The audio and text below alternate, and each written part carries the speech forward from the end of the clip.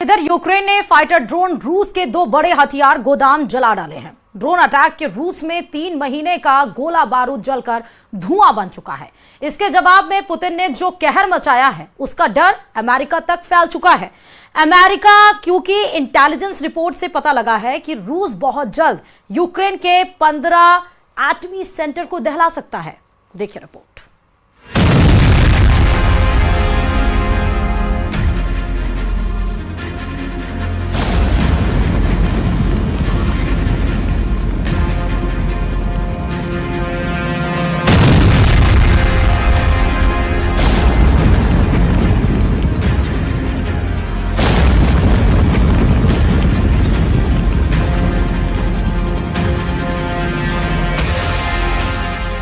क्या यूक्रेन में फट गया पुतिन का एटम बम?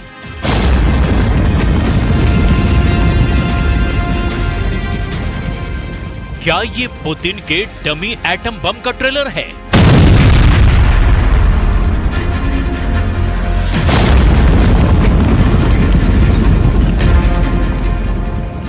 या फिर ज़ेलेंस्की ने कर दिया लॉन्ग रेंज मिसाइल का धमाका?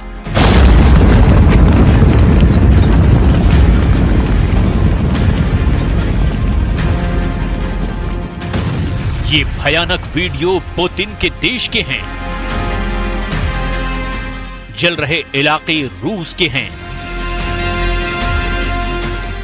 तबाही का अनुमान मॉस्को में लगाया जा रहा है। लेकिन ज़ेलेंस्की इन तस्वीरों को देखकर खुशी से झूम उठे हैं, क्योंकि बीती रात कीव में भी कुछ ऐसा ही होने वाला था।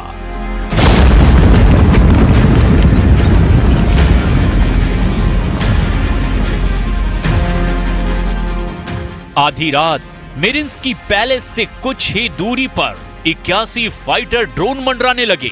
विध्वंसक मिसाइलों से लोडेड ड्रोन का झुंड कीव को रात में जला डालने के मिशन पर आया।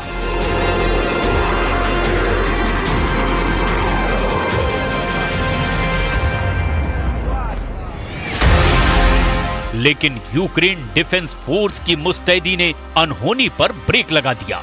पुतिन की ड्रोन पलटन को यूक्रेन ने हाईटेक हथियारों से मार भगाया। ड्रोन फाइट में रूस के 71 फाइटर ड्रोन तबाह हो गए। 21 सितंबर की रात हुए भयानक युद्ध का अगला एपिसोड इससे भी विस्फोटक रहा। क्राइमिया में यूक्रेन ने 101 फाइटर ड्रोन से कोहराम मचा दिया। क्राइमिया में यूक्रेन के हमले से रूस की हालत खराब हो गई। रूस को बराबर की टक्कर दे रहा यूक्रेन गलती से भी क्राइमिया पर कब्जा कर लेता तो महाविनाश शुरू हो जाता। मुमकिन है क्राइमिया में यूक्रेन की जीत पूरी दुनिया पर भारी पड़े, जिसके पूरे आसार बन चुके हैं। रूस के कीव हमले के बाद अमेरिका ने बड़ा ऐलान किया है। ज़ेलेंस्की ने भी पुतिन को भयानक गुस्सा दिला दिया है।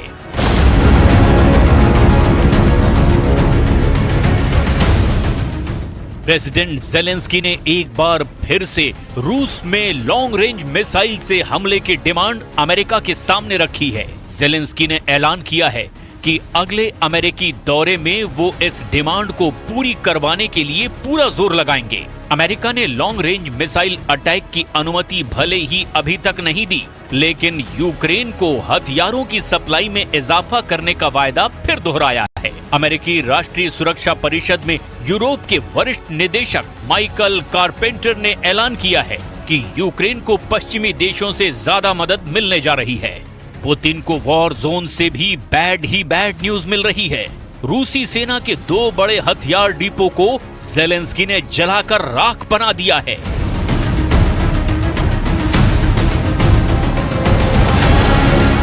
टोरोपेट्स और क्रास्नोडार में पुतिन के हथियार गोदाम में तबाही की तस्वीरें बेहद डरावनी हैं। टोरोपेट्स में रूस के हथियार डिपो में 30,000 टन बारूद बर्बाद हुआ। इस हथियार डिपो में 75,000 से ज्यादा बारूदी शेल जला करके खाक कर दिए गए। रूस का यह हथियार गोदाम इतना बड़ा था कि इसके हथियार से रूस 3 महीने तक युद्ध लड़ सकता था। Варто відзначити наших воїнів за влучність. Влучність саме на території ворога. Це те, що змінює ситуацію принципово. Наша здатність повертати війну додому в Росію. Є чергове ураження арсеналу в Росії. Це був значний арсенал для окупанта. Всі наші воїни Сил оборони та безпеки України, які були задіяні. Дякую вам. Збройні сили України, Служба безпеки України і усі, хто залучався. Молодці. रूस जब तक टोरोपेट्स डिपो की तबाही का अंदाजा लगा पाता, तब तक जेलेंस्की ने उसके दूसरे हथियार गोदाम को मिसाइल धमाके से उड़ा दिया।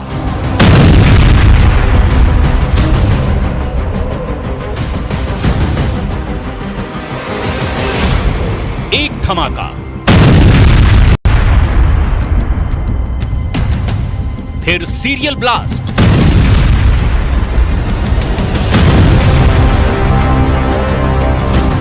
और फिर पूरे इलाके में आग ही आग।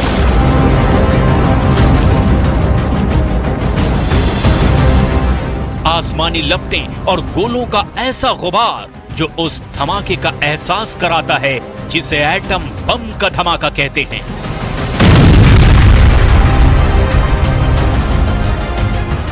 ये धमाका रूस में हुआ है। वो दिन की जमीन दहल गई है। धमाके को बहुत दूर से कैमरे में कैप्चर किया गया, लेकिन आग का बवंडर जब उठा तो पूरे आसमान पर छा गया। धमाके से बना फायर मशरूम साफ साफ दिखाई दे रहा था। तो क्या ये एटम बम का ब्लास्ट था? क्या जेलेंस्की ने रूस में एटम बम फोड़ दिया?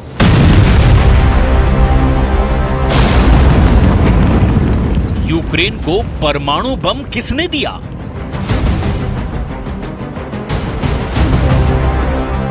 ऐसे तमाम सवालों के जवाब जानने से पहले इस न्यूज हेडलाइन का मतलब भी समझ लीजिए। रूस यूक्रेन युद्ध के बीच आया ये सबसे भयानक अलर्ट है।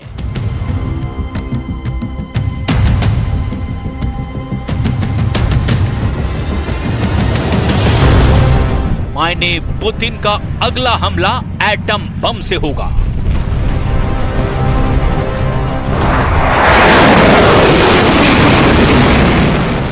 प्लान बन चुका है। यूक्रेन को अब सरेंडर करवाने के लिए पुतिन सबसे विनाशकारी हथियारों को अब युद्ध में इस्तेमाल करने वाले हैं।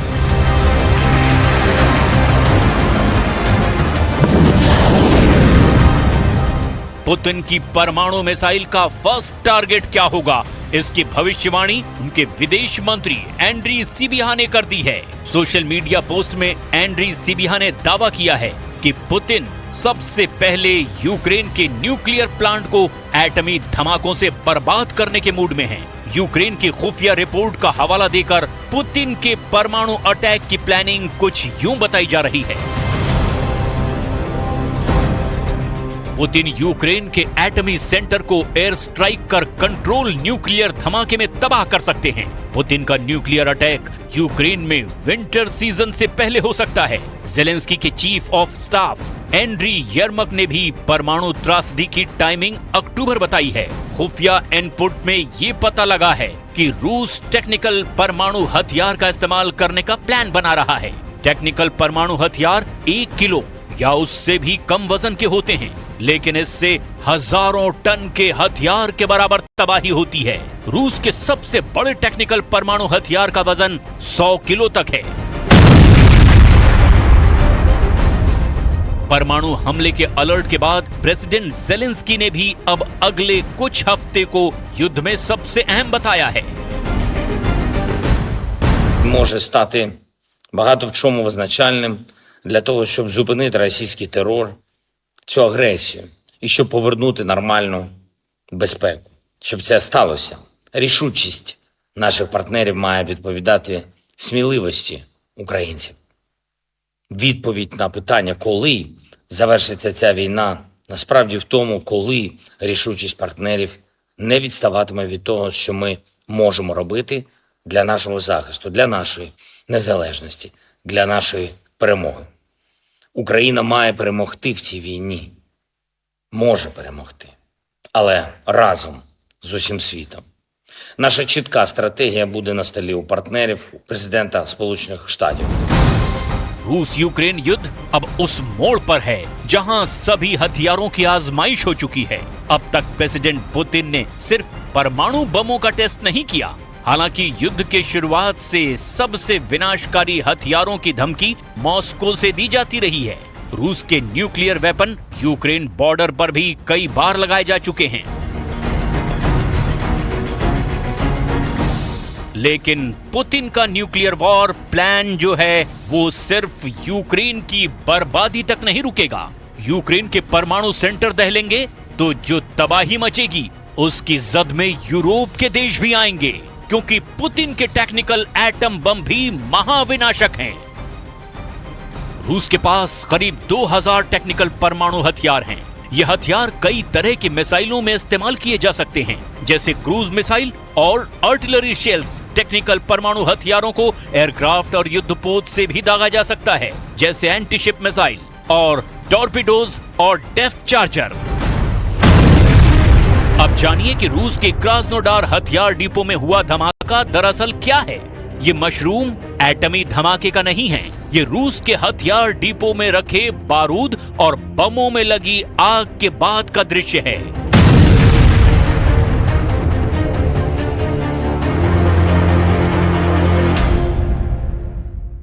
जिससे लगी आग के बाद आसमान में मशरूम की तरह आग का गोला बना। एटम बम के धमाके से जो मशरूम क्लाउड बनता है, तब धुएं का गुबार आसपास के इलाके को पूरी तरह ढक लेता है।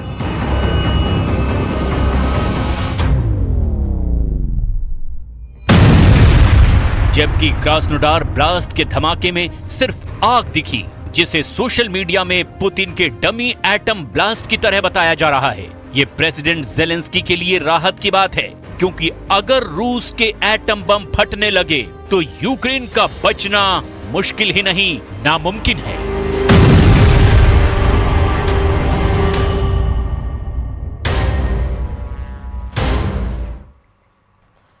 और अब स्पेशल रिपोर्ट में बात कर लेते हैं सीधे रूस यूक्रेन जंग में जिसका डर था उसकी, क्योंकि अब वही होने जा रहा है।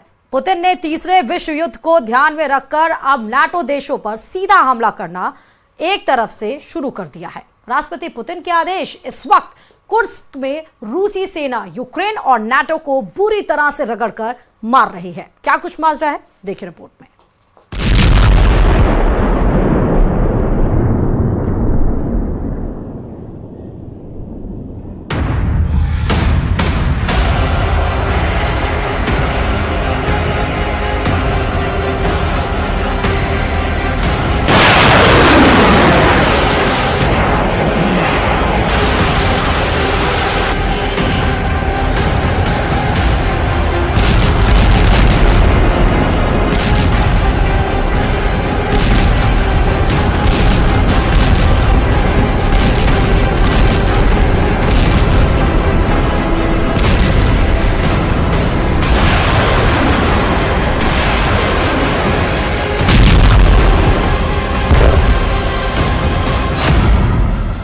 घंटे में मारे 1340 सैनिक, नेटो का पुतिन को चैलेंज।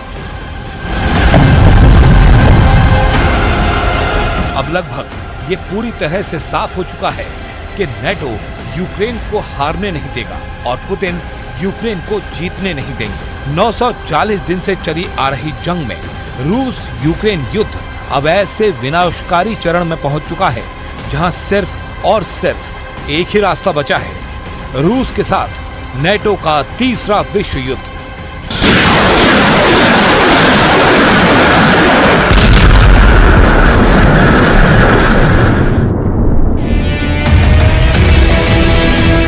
हम आपको दिखाने जा रहे हैं कि रूस को पिछले 18 घंटों में यूक्रेन और नेटो ने मिलकर कितना खौफनाक नुकसान पहुंचाया है।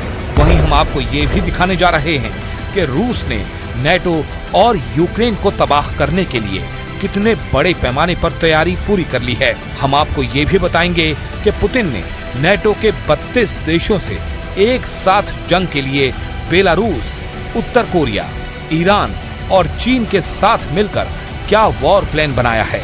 सबसे पहले आप ये जान लीजिए कि यूक्रेनी सेना ने नेटो के हथियारों और उनके लड़ाकों के साथ मिलकर रूसी सेना को 18 घंटे पहले कितना नुकसान पहुंचाया है।